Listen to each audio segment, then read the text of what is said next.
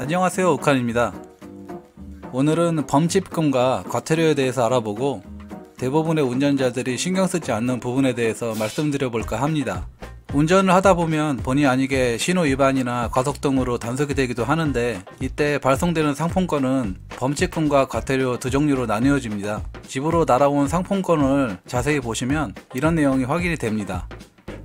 범칙금과 과태료 둘 중에 하나를 선택해서 내면 되는데, 먼저 과태료에 대해 말씀드리자면 보통은 무인단속 카메라와 같은 운전자 확인이 불가능한 경우입니다. 범칙금보다 금액적으로는 1만원 정도 많습니다. 때문에 잘 모르시는 분들은 범칙금이 금액이 적고 벌점도 0점이라고 적혀있기 때문에 범칙금으로 납부하시는 분들도 생각보다 많습니다. 범칙금은 보통 현장에서 경찰관에게 단속되는 경우를 말합니다. 운전자 확인이 명확하고 금액은 과태료에 비해 적지만 위반 내용에 따라 벌점이 부과되는 차이가 있습니다. 또한 범칙금이나 과태료 중 선택할 수도 없습니다. 보통 운전을 직업으로 가지고 있는 분들이 경찰관에게 직접 단속이 되지 않는 경우라면 과태료를 내는 가장 큰 이유이기도 합니다. 여기까지는 보통 많은 분들이 한 번이라도 단속의 경험이 있다면 차이를 아실 텐데요. 반드시 과태료를 내야 하는 중요한 포인트는 범칙금 회수에 따른 페널티, 그리고 운전 경력 증명서에 벌점과 상관없이 위반 기록이 남는다는 점입니다. 나는 사고도 없는데 왜 보험료가 다른 사람보다 비쌀까?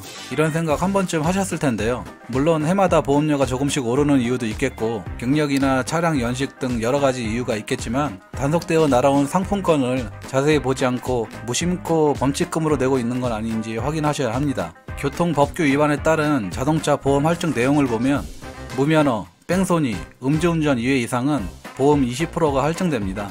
음주운전 1회, 신호위반, 중앙선 침범, 속도위반 4회 이상은 보험 10%가 할증됩니다. 마지막으로 신호위반, 중앙선 침범, 속도위반 2에서 3회 위반은 역시 5%의 보험이 할증됩니다. 범칙금을 내는 경우 보험료 할증뿐만이 아니라 운전 경력 증명서에 위반 내용이 기록된다는 점도 기억하시는 게 좋습니다. 반대로 앞서 말씀드린 위반 사항이 없는 경우는 보험사마다 다르지만 보험이 할인됩니다.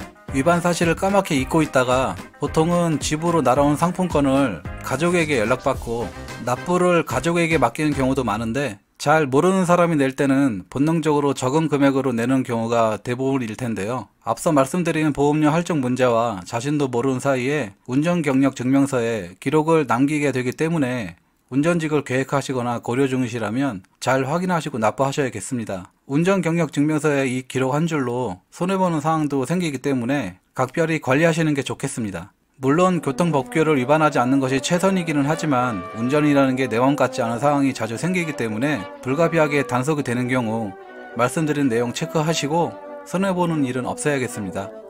지금까지 욱한이었습니다. 감사합니다.